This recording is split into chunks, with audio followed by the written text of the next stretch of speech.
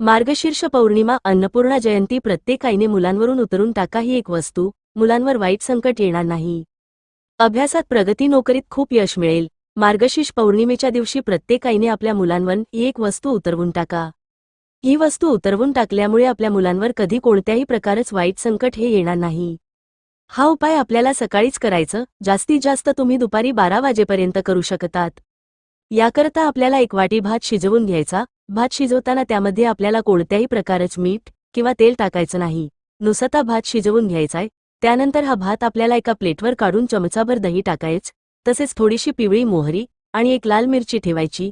हा भात जो आहे तो आपल्या मुलांच्या डोक्यापासून पायापर्यंत आपल्याला 7 वेळा उतरवायचा आणि त्यानंतर आपल्या घराच्या बाहेर नेऊन ठेवायचा आहे. आता तुम्हाला एक मुलगा असेल तर 1 वाटी भात शिजवायचा आहे. 2 मुलं असेल तर 2 वाटी भात.